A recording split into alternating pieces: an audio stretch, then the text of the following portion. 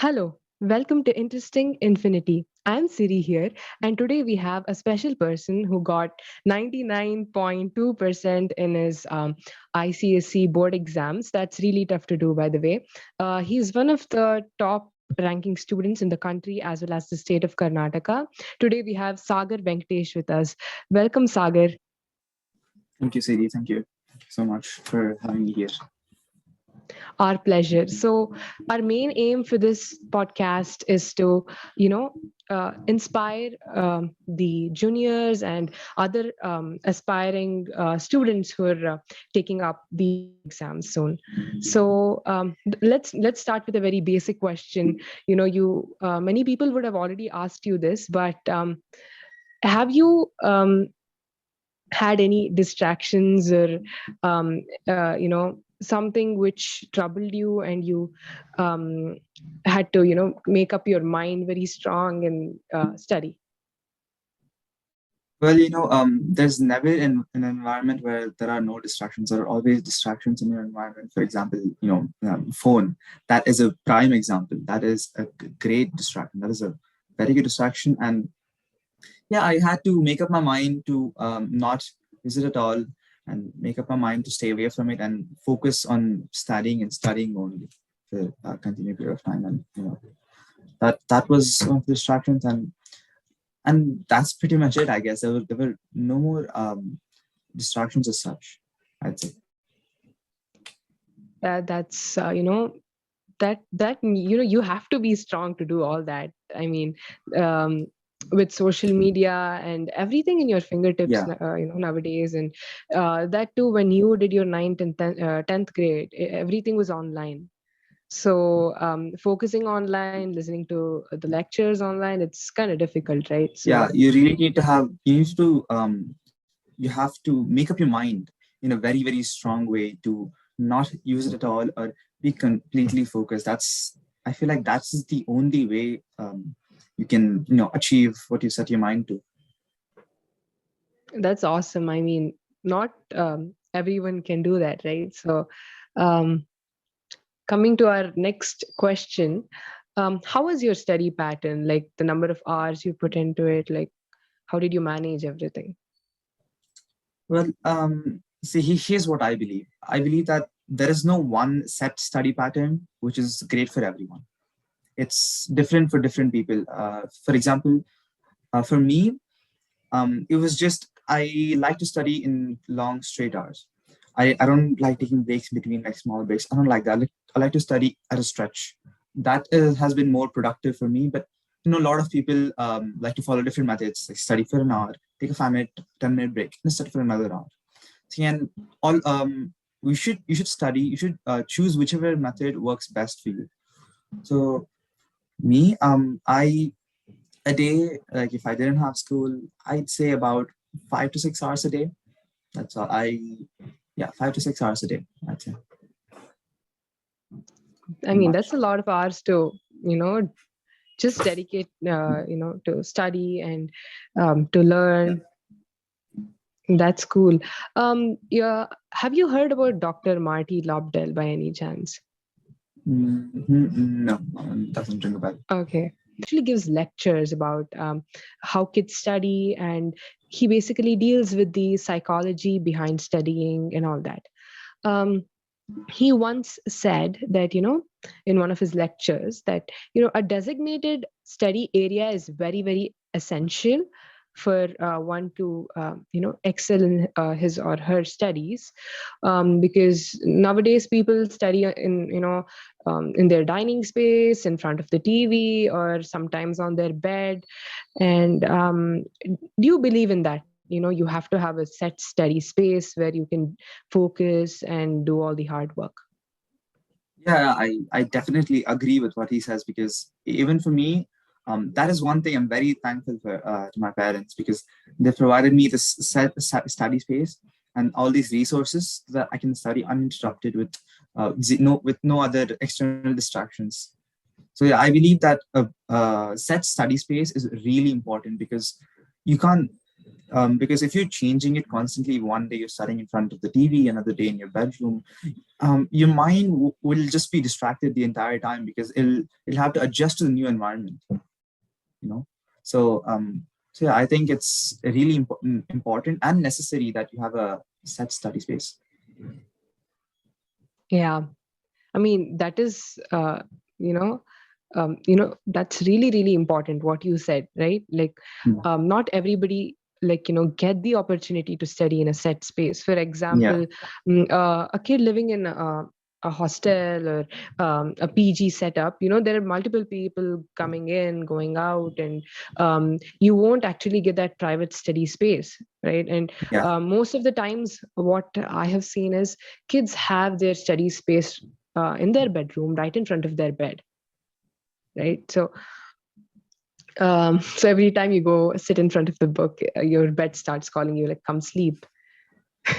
Right? Yeah. And for some people it might be television, for some people social media. So in your study space, do you have your bed or any kind of distraction, or um, Mm.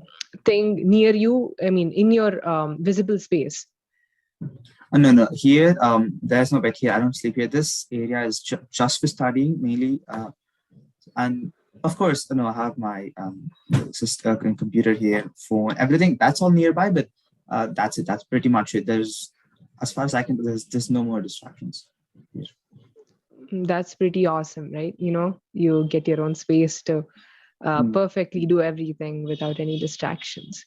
And coming to each and every subject, um, we all know that science in ICSE is quite a task, right? Because Yeah, ICSE is considered to be one of the most intricate and toughest syllabi of the world. So, yeah. um, how did you go about studying each and every subject? Like, what was your study pattern?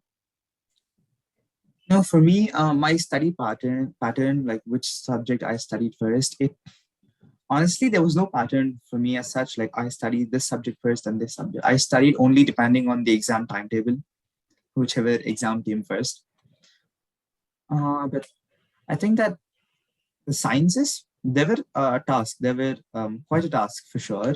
But if you put your all into it, for for everyone, I think it's a really it's it they will start to feel that it's a really easy subject, science especially, because the other subjects you'll have to there's quite a lot to remember in other subjects. For example, you take history, for example.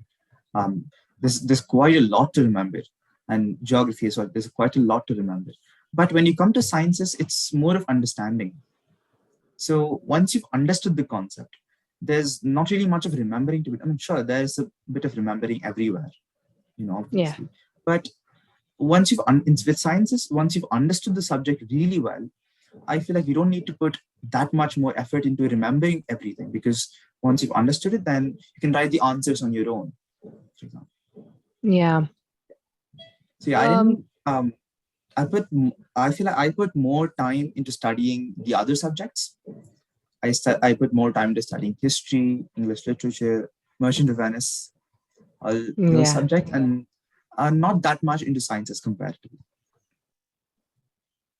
Yeah, that's a different perspective, because I've seen people struggling with the sciences, because mainly there's a lot to understand, contemplate, and you know um, basically you should be able to communicate what's in your brain, and put that on the paper. So many people find some difficulty in that particular aspect. But coming to your languages, like English, and your second language is Kannada, and yeah. So how did you study English language? For all of the ICSE kids, they give explanations for each and every line of Merchant of Venice, and over time we um, know the essential words of Elizabethan English, and we'll be able to understand the meanings for few words. But um, Yeah. So did you like make, I mean, obviously you would have made some notes while your lecturers or teachers were teaching you, but apart from that, when you went back home, you should have the entire picture of 1 page or 2 page or 3 pages or whatever they made you study for that day, right? And then you add up all of these pages and have an entire Merchant of Venice story in your head, and you should be able to write the meaning or write the essence of any line given to you. So how could you do Mhm, that? mhm. Well, for me, it wasn't more of self-studying or studying at home. I was mostly dependent on teachers at school, right? So, more because I didn't go to tuitions either. So that was my only source, and I have to say I'm really fortunate to have such great teachers also, because especially with English, um, all my understanding, it came only from the teacher's teaching. I didn't use any external sources, no websites, no videos, no other teachers, no tuitions, nothing. It was just a teacher. And once I understood the lines in the classes, so I came home, I read them again, I remembered what the teacher had taught, and so I could relate that, and that would stay in my memory. That's how it worked for me. That's awesome that you had wonderful teachers, and um, the faculty helped you a lot, and I mean all of them, but maybe you were like this one kid who was constantly on the path of perfecting yourself, more and more and more. um, so who's your role model for all this? Because as a 15-year-old or a 16-year-old, it's really really easy to get distracted, or It is, not it really have is. this kind of an inclination towards academics. It's really tough, right? So some people have an external source of inspiration, or a role model. Who's that to you? I'm going to be completely honest. Like, people always ask me this question, and I always reply in the same manner, and they're always left surprised. I do not really have a role model. Like, I don't. I feel like I just don't have anyone as a role model, because for me, uh, yeah, my inspiration is just so that I need to study well, so I can take good care of my parents in the end. That is my only source of inspiration. I'd say, because, and yeah, there is no role model. There was no role model such. There still isn't. And I feel like for people, more than role models, you should have some form of motivation. I feel like that's more important than having a role model, because a role model has achieved their success. Yes, true. You should take some advice, or you should take their advice, or you should take some points from their journey as well. But your source of motivation, that's more important, because if you have a role model, but if you have no motivation, you can't follow in their footsteps, right? So you need to have a form of motivation first, then you can see someone you like and just follow in their footsteps, and eventually achieve your goal. Yeah. I mean, there's like two kinds of inspiration, is what I believe. One is external inspiration and internal inspiration. So, external inspiration is like, I read this book about Dr. Abdul Kalam, and then I am like, okay, I'm going to be like him. I'm going to study like him. And then your mom calls for dinner, you have dinner, you sleep, next day, it's all gone. So it just Mhm. sticks on for a while. And then there is internal motivation like yours. You have to study well. That just comes from inside, right? And there's another type of inspiration, which is internalizing external inspiration. Like Okay. that's you read a book about Dr. Abdul Kalam or any role model, and then you internalize it. The next day you wake up, you're still on that path to becoming successful. So there are three kinds of inspiration, is what I believe. And as you rightly said, there's this thing. taking care of your parents, doing your best to give them something, and they have given us everything, right? So Yeah, I think that's one of the main drives for all the children. yeah, I think so too, because everyone should also have that sense of duty, that they I should know that's so true. take good care of their parents, because they've given us everything. Anything, everything that I am right now, it's of course it is because of them. I Without them, I would be nothing. Right? So um, I feel like everyone should also have that mentality that they should work hard, not if not for themselves, of course, for themselves as well, but also to help the parents, or give help them lead a good life, even after they retire or whatever. Yeah, I mean, if kids have that mindset, I mean, everybody would become like you, right? But I mean, that's just Yeah. it. It's all in the mind. It's all the mindset. Anyone can have the mindset. Anyone, what I believe is anyone can get 99.2, 99.8, even 100.